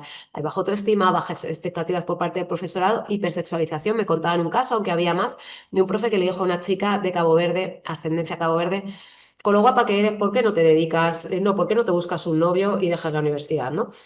Y continúa la invisibilidad de contenidos no blancos. Pero, ¿qué pasa cuando llega la entrevista de trabajo? Al fin lo has conseguido, has terminado aquellos estudios que has decidido estudiar o que el sistema ha pensado que para ti que puedes hacer, etc, etc. Pues que los hijos de inmigrantes sufren discriminación para conseguir el trabajo. En total de un 12%, pero ojo, los hijos españoles tienen un 36% más de posibilidades que los de inmigrantes de ser elegidos. Sin embargo, hay una comunidad, la china, que no lo tiene tan complicado como otras. Y esto está muy relacionado con la idea de minoría modélica, por la cual se piensa que las personas chinas con 5 años hablan 7 idiomas, con 9 tienen el primer doctorado y con 12 tocan el piano, el violín y el violonchelo. ¿No? Hay un montón ¿cómo se llama esto?, de encuestas que se han hecho, ¿no? Y de estudios. Por ejemplo, esta es de las más recientes y participaron 13.000 empresas, entonces se entiende que es bastante sólida, de 3 países, Alemania, Holanda y Estado español. Entonces, llegaron a varias conclusiones, ¿no? Fenotipo negro asiático amerindo reduce las probabilidades de que el empleador se interese en aproximadamente un 20% y en un 10% si detecta un fenotipo caucásico de piel morena muy extendido en el norte de África. Pero atención, los solicitantes de ascendencia del Magreb y Oriente Próximo con fenotipos negros tienen que enviar aproximadamente un 50% más de solicitudes para recibir una llamada de los empleadores. Llega la edad adulta. Y ahora preguntaos con cuántas personas no blancas trabajáis. Y diréis, ya, pero es que yo me he sacado mi oposición o lo que sea, claro, pero ahora pensad cuánta gente no acaba bachillerato, pensad cuánta gente crece con una autoestima por los suelos, porque yo, y ha llegado el momento de denunciar mis privilegios. O sea, mi padre se formó como maestro en Guinea, en una escuela que todavía era española, por tanto aquí ya llegó siendo maestro y vino aquí a estudiar ingeniería, que fue en la facultad donde conocí a mi madre. O sea, yo he tenido un entorno en el que para mí no ir a la universidad a priori no era opción y he tenido un apoyo máximo y mis padres me explicaban y etc, etc. Pero ¿cuántas personas se quedan por el camino por esa realidad, también por esa falta de autoconfianza y demás? Luego, por ejemplo, ¿no? En Reino Unido, yo creo, claro, como trabajo en medios, el 20% de los presentadores de la BBC serán no blancos a fin de año. No se trata de jugar a Benetton, de incluir, de tapizar eso con nuestras pieles, las sillas de turno. Se trata también de entender cuánto nuestros discursos, nuestros puntos de vista mixtos y con más mundos a priori, pueden servir para enriquecer absolutamente todos los espacios, ¿no? Luego el derecho a soñar y si lo logras, el créatelo más, el síndrome de la impostora. Es que he sido la única persona negra en todas las redacciones en las que he estado. Y no es fácil en absoluto, porque siempre sientes que estás caminando sobre la cuerda. Y de hecho, mira, mi segundo libro, Hija del Camino, compró los derechos Netflix para hacer una serie. Finalmente no salió, las personas negras después de lo de George Floyd ya no estamos de moda y tal, pero y ahora se lleva mucho el true crime y estas cosas, pero la realidad es que internamente, cuando me dijeron que no iba a salir, lo celebré, porque yo no estaba preparada para que de repente mi serie fuera la primera, guionizada por gente negra, yo no podía con eso. Entonces, tener más mundos y además estar en un proceso de formación continua extenuante, esto también pasa, o sea, yo... cada curso, cada año todavía lo contemplo por cursos y sigo estudiando y también soy experta en diversidad en el entorno empresarial por la Universidad de Nebrija. Ahora este año quiero hacer mediación intercultural, hablo 4 idiomas, todos mal, esto también es importante decirlo, incluso el castellano, que soy leísta, soy consciente, portugués, francés, inglés y castellano, ¿no? Y un poquito de alemán. Aún así dudas de ti, aún así no te atreves a pedir más, ¿no? Y aún así ser, vaya, confundida y a veces menospreciada. Y esto de confundida lo digo porque a mis compañeras no les ha pasado, pero por ejemplo a Ángeles Boleco sí.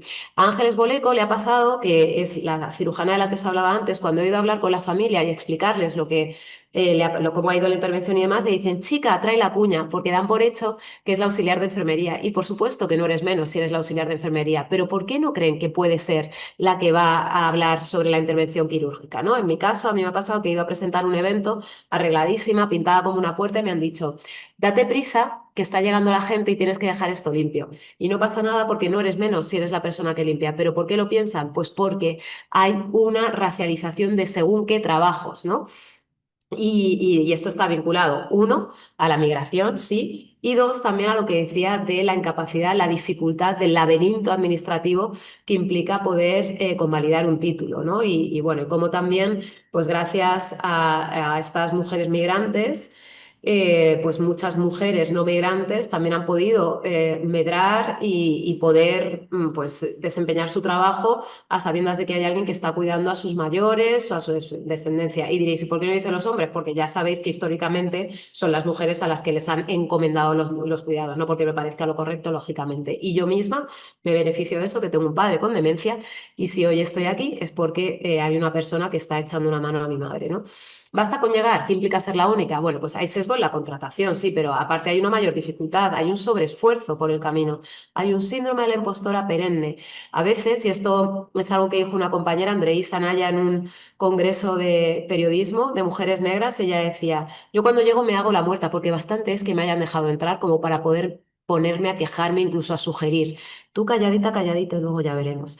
Miedo a hacer ruido, a no estar de acuerdo, a hacer propuestas, miedo a quejarse y a que nadie te entienda, ¿no? O sea, cuando, oye, esto es una racistada, ¿cómo voy a hablar? O sea, es que muchas veces la gente no entiende lo que implica hacer una charla, ya no digo en un entorno laboral quejarte de racismo, pero incluso en una charla y ser la única y estar hablando con personas cuyo punto de partida es pensar que aquí el racismo no existe o no tanto como en Estados Unidos. A veces incluso dificultad para ponerle nombre a lo que sentimos, porque no lo hemos hablado con nadie y nuestros progenitores nos dicen que aguantemos. Y luego aparte porque para poder hablar de racismo tienes que leer un montón, porque tú misma no lo reconoces porque has crecido con estos mismos códigos.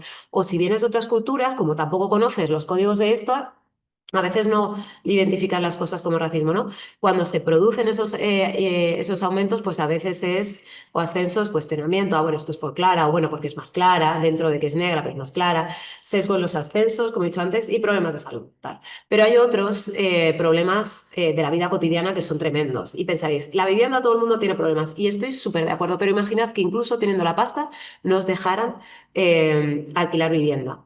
Bueno, en su momento, antes, ¿no? En 2020, el 72,5% de las inmobiliarias permitían cláusulas racistas. Ahora ya estamos hablando del 99%. Y yo, que me llamo Lucía y sueno a Lucía de Alcorcón, porque tengo acento submadrileño, pues si llamo, quizá me enseñan la casa. Pero si me llamara Said, aunque tuviera este acento, puede que no me enseñaran la casa. Y si me llamara Lucía, pero se seara porque soy latinoamericana, pues puede que no me enseñaran la casa tampoco. Bueno, y luego ya me voy a la vejez. Esto forma parte de un proyecto que se llama Afromayores, de entrevistas a personas negras de más de 65 años. ¿Por qué? Porque la narrativa mediática nos retrata siempre como personas eternamente recién llegadas. Hombres jóvenes que han llegado en patera, más individuos, no tienen vida, son solo un conjunto de cabecitas que flotan en el Mediterráneo o el Atlántico o que a veces se hunden. Pero, ¿qué hay de las personas mayores que son? Bueno, mi padre tiene demencia, ya lo he dicho.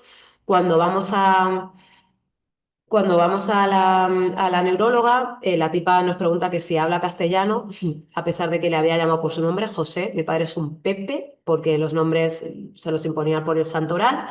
Y esto, y lo primero que nos pregunta es que si habla castellano, que bueno, podían hablarlo. Pero luego yo le pregunté, ¿mi padre va a perder el castellano? Porque mi padre nace en la selva y hasta los 7 años no va al colegio. Y es ahí cuando empieza a hablar castellano.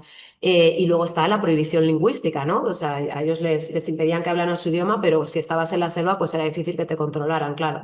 Bueno, un poco como pasó también en Euskal Herria, o pasó en Cataluña, o pasó en Galicia. Había una prohibición por parte del franquismo del uso de las lenguas autóctonas. El caso es que bueno, quiero que veáis un poco algunas por si no lo habéis pensado, ¿no? Las vejeces negras con lo que se encuentran. Yo no me imagino Soy súper bajito, pero están los ir a subtítulos. un centro de mayores No me imagino en un centro de mayores siendo yo el único negro. negro. Primero, Primero, te te rechazan por el rechazan color. por Y el color segundo, y segundo, tus vivencias son tus diferentes. vivencias son diferentes a las de ellos. No hay No hay como una una conversación muy profunda. conversación muy profunda entre los dos personajes. En mi vejez me hubiera gustado vivir en mi sitio En para mi vejez me hubiera aportar gustado vivir en mi sitio para aportar algo, porque aquí en Europa ya está hecho todo, ¿no? de lo Esta es otra. Europa es una sociedad posible. profundamente edadista y en cambio el continente africano es mucho más gerontocrática. Es gente que tiene una nostalgia eterna. Y que se siente completamente inútil aquí. Muchas personas que no salen de sus casas porque los espacios públicos no son espacios seguros solo por el hecho de ser públicos. Lo hemos visto con el bullying en la infancia, pero es que también pasa en la red. Mi padre me decía, no quiero que me vuelvan a decir que me ha dado mucho el sol, no quiero que me vuelvan a decir que si me he quemado, no quiero que me vuelvan a decir que me estoy aprovechando, que si las ayuditas, que si no sé qué, porque no he hecho más que cotizar en mi vida en este sitio, ¿no? Luego la interseccionalidad. Cuando llegué aquí, claro, diciendo que tú eres secretaria no te van a dar trabajo. Ven una mujer negra, pues no te dan trabajo. Las mujeres enfrentamos más, somos más fuertes, aunque digan que no, somos más fuertes. A mí no me caen los anillos, me he dedicado a la limpieza, es la que he hecho muchos años y sigo haciendo, pero también he cosido. También he trabajado en Cánicas también. Y yo tuve que aprender 2 lenguas, castellano y catalán. Mi hija mayor, la Eva, a cabo de un mes hablaba catalán. Entonces la IVA también me ayudó bastante. Bueno, ¿no? Y pongo un poquito a Marta, que es, pues, cuenta 6 hijos, tirando sola para adelante. Esto está en el proyecto Afromayores, está en Instagram y en YouTube, por si queréis verlo. Y criando en solitario, una mujer pedagoga, habla 6 idiomas, solo le dieron la opción de trabajar limpiando, porque su título no se lo convalidaban y tal. Y en el trabajo en el que limpiaba le pedían que hiciera la traducción al francés cuando pidió que la contrataran de eso, porque sabía, porque había sido secretaria de dirección y porque hablaba idiomas, le dijeron es que es un trabajo de cara al Nadie me contrataba para dar clase ni en una escuela. ¿Por qué? Los voy a poner esta. Limpiando. Ay, Él perdón. quedaba contento, pero luego le digo, pero oye, yo estoy buscando un trabajo de este tipo, contratarme. Uno de ellos me dijo que era que era un trabajo cara público, ¿eh? Y me quedé yo diciendo que madre mía, yo me quedé limpiando ahí porque tenía necesidad, porque si no cogía y me iba, pero bueno. Hasta que me he jubilado. Yo de verdad muy contenta, hay gente que prefiere seguir trabajando, no lo sé yo si es limpiando, dirán que quieren volver a trabajar. Sobre todo sentarme en mi sofá por la mañana, comer mi tostadita tranquilamente, con mi tomatito, con mi cafetito, viendo las noticias. Eso no tiene precio, por favor, porque yo cuando trabajaba era un café con 2 galletas para tomarme la medicina y salir corriendo. Bueno, ¿no? Un poco para que veáis A luego las la nuevas financiación y tal. Luego están las cuestiones administrativas, el tema de los CIE, Centro de Internamiento de Extranjeros, que son cárceles para personas que migran, a pesar de que migrar no sea un delito, y que aquí se considera una falta administrativa, pero desde luego no un delito, ¿no? Y como, pues pongo el caso de Samba Martin, esa mujer que fue hasta en 10 ocasiones a hablar con el doctor porque se encontraba mal y no le hicieron caso, y cómo también esto está muy vinculado con ese racismo científico por el cual se entiende que las personas negras son súper fuertes, con el racismo científico y con una narrativa mediática por la cual la gente negra solo sale sufriendo. Y cuando se habla del continente africano es que si desastres naturales, que si ébola, que si golpe de Estado, que si guerra, hasta el punto de que se utilizan expresiones como están hechos de otra pasta, cuando la mismitica, pellejo, músculo, vísceras, ¿no? Sangre. Pero bueno, esto que acabo de decir, que parece una exageración, la realidad es que ya se ha visto en Estados Unidos, donde sí que hacen estudios, que a igual síntomas a las personas negras suelen infradiagnosticarlas e inframedicarlas, porque se les aduce esta fortaleza. De hecho, precisamente por eso se ha experimentado históricamente con ellos. Ahí tenéis una imagen de protesta contra Mario Sims, uno de los padres de la ginecología moderna, que experimentaba con mujeres negras del sur de Estados Unidos sin anestesia, o por ejemplo el experimento más largo de la historia, que es el experimento Tuskegee, por el cual inoculaban el virus de la sífilis a personas negras para ver cómo iba avanzando, y duró pues creo que unos 30 años. Luego está quienes lo consiguen trabajar y trabajan en la Huerta de Europa. No es lo mismo ser mujer, aquí bueno pues os ponía un videíto, una parte para que vierais cómo las mujeres pues se enfrentan a muchas cosas terribles, igual que los hombres debajo de los plásticos, pero además a violaciones, abusos por parte también incluso de sus propios compañeros. Hay que pensar en quienes no llegan también, ¿no? Las víctimas cada año son pues, terribles.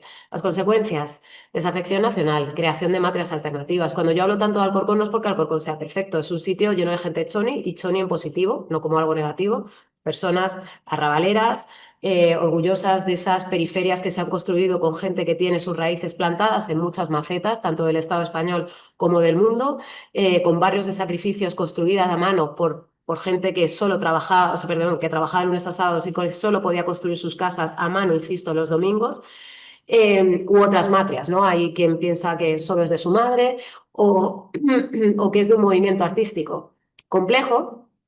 Pensar que eres pequeñita o lo contrario, ¿no? A mí me lo decían, como era empollona, pero si tú no eres como el resto, como si el resto existiera, como si cualquier comunidad fuera única, soledad y necesitarlo, que eso es lo bonito. Ahora, como estamos hasta las narices de que nos malcuenten o de que no nos cuenten, pues hay una producción ingente y hermosa que parte o que se expresa de muchas formas, ¿no? Desde la literatura, la fotografía, la pintura, etcétera, etcétera. Hay una sensación no inventada de que no somos bienvenidas en el territorio en el que hemos crecido o en el que hemos nacido, ¿no? Ahí tenéis algunos líderes de partidos políticos pues felicitando el día de Santiago Apóstol, y es que atención con Santiago Apóstol. También cómo han ido los bulos avanzando, también hay que entender por qué nos creemos los bulos. O sea, hay ahí también un punto de partida, ¿no? Por el cual nos entran ciertas cosas, porque si no, no nos las creeríamos. Y hemos pasado de nos quitan los puestos de trabajo a las ayuditas y ahora ya la criminalidad directamente. Y es que hay quien dice, no, hombre, pero si te va bien, si eres rico, pues fíjate, hasta triunfando. Sí, el mayor antídoto contra el racismo, eso decís vosotros. La realidad es que le seguirán llamando mono toda su vida, porque quien es racista, que todo el mundo lo es, ¿eh? Igual que yo tengo racismo y machismo interiorizado. Otra cosa es que te lo trabajes. Repito, yo tengo machismo interiorizado y endorracismo. Y luego, desde bien pequeña, nos hacen lo que es la pregunta al cubo, ¿no? ¿De dónde eres? ¿Pero de dónde? ¿Pero de dónde? ¿O de dónde eres? De España, España, España, Madrid, Madrid, Madrid, Alcorcón, Alcorcón, no me pasa Alcorcones. Y cuando lo dices, pues últimamente ponen este Este meme, este es Hassan, Hassan nació en Suecia, Hassan es sueco. Este es Miso, Miso nació en un acuario, Miso es un pescado. Y nada, os pongo este videito ya para concluir. Para mucha gente en España es incomparable el Irak o la negritud.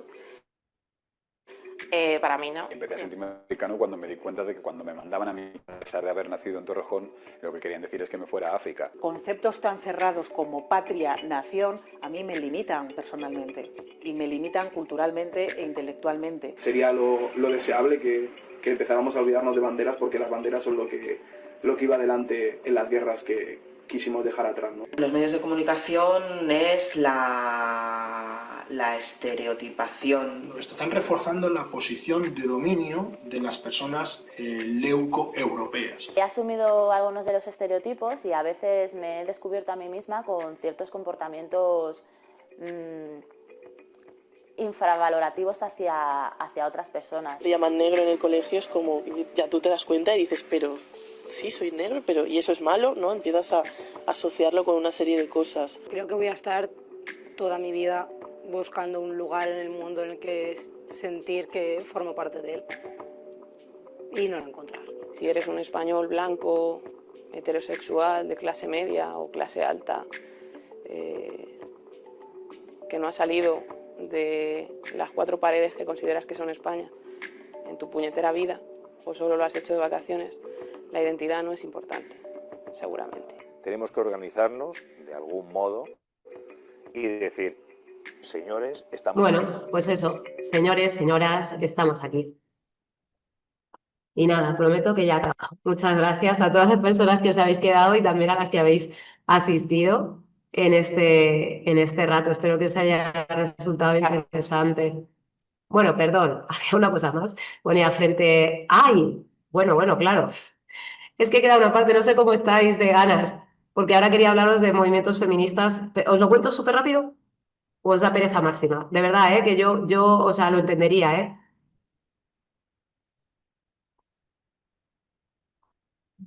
Pues adelante, como vamos a grabarlo, si alguien Venga. se tiene que ir con tranquilidad, os retiráis, pero es que todo es muy interesante. A ver, yo creo que, bueno, lo que iba a decir frente a lo anterior, claro, está la última parte, creo que es interesante activarnos desde los feminismos negros y o no hegemónicos, o al menos conocerlos, ¿no? Se habla mucho de la interseccionalidad, pero quien empieza a hablar, aunque no utilizar ese término de interseccionalidad es el colectivo, la colectiva Combahee River, que habla, son mujeres negras, lesbianas, de clase baja, ¿no? Y ellas dicen básicamente que el desarrollo del análisis y la práctica integrados basados en el hecho de que los principales sistemas de opresión están entrelazados y que la síntesis de estas opresiones crea las condiciones de nuestras vidas. El feminismo negro contemporáneo como resultado de incontables generaciones de sacrificio personal, militancia y trabajo de nuestras madres hermanas. Y hablan de eso, You Know Truth, de Harriet Tubman, de Frances Harper, de Ida B. Wells, ¿no? Y también la posibilidad de apelar a los referentes de proximidad y no necesariamente sobresalientes en términos de formación, porque no es justo. También son las abuelas que se han dejado la piel para que tiren para adelante, ¿no? Es Kimberly Crenshaw la que utiliza el nombre de interseccionalidad por primera vez y que básicamente fenómeno por el cual cada individuo sufre opresión, ostenta privilegio en base a su pertenencia a múltiples categorías sociales. Audre Lorde, que es una excelente poetisa, era mujer negra, lesbiana. Ella, hay un momento que es interesante, ¿no? Para volver a esto de la construcción del género. Alguien le escribió una carta, porque usted es negra y lesbiana, parece que habla desde la autoridad moral del sufrimiento. Y ella dice, ser una mujer negra y lesbiana no equivale a hablar desde el sufrimiento, sino desde la ira y la rabia. Y esto es lo que he comentado antes, ¿no? Nosotras tenemos mucha rabia que tenemos que convertir en gasolina de creación, como dice Santiago Zanú, pero la rabia está dentro. Nosotras no nos activamos desde la cursilería y la ñoñería, que no están mal, pero es que no han sido registros que nos han valido. Es cierto que creciendo aquí pues es otro rollo y tal, pero un poco para que os hagáis una idea y por cómo nos lee también la sociedad. Como mujeres, algunos de nuestros problemas son comunes y otros no, decía ella. Vosotras, las blancas, temís que al crecer vuestros hijos varones se suman al patriarcado y testifiquen contra vosotras. Nosotras, en cambio, tememos que a los nuestros los saquen de un coche y les disparen a bocajarro en plena calle, mientras vosotras dais la espalda a las razones por las cuales se están muriendo, que es el racismo, ¿no? Luego entonces se van añadiendo más cosas. La cuestión colonial, ella es Françoise Verger, que es de la isla Reunión, y ella dice que no descubre el feminismo leyendo a Simone de Beauvoir o en la universidad, sino que creció si se le permite decir así. Sus padres eran activistas comunistas y feministas anticoloniales en la isla Reunión, y ella iba a reuniones en donde estaban empleadas del hogar, mujeres campesinas pobres, empleadas domésticas, trabajadoras. Entonces, ella dice que los derechos de las mujeres se basan en el hecho que las mujeres no blancas se dedican a los cuidados y la limpieza. Mamá Anastasia, ir para volver. Esta mujer es una crack ecuatoguineana, vino para acá porque estaba casada en matrimonio polígamo y dijo, mira, esto está a las narices, en los matrimonios FAM, que es la etnia a la cual yo pertenezco, los hijos pertenecen al padre porque hay una entrega de dote previa.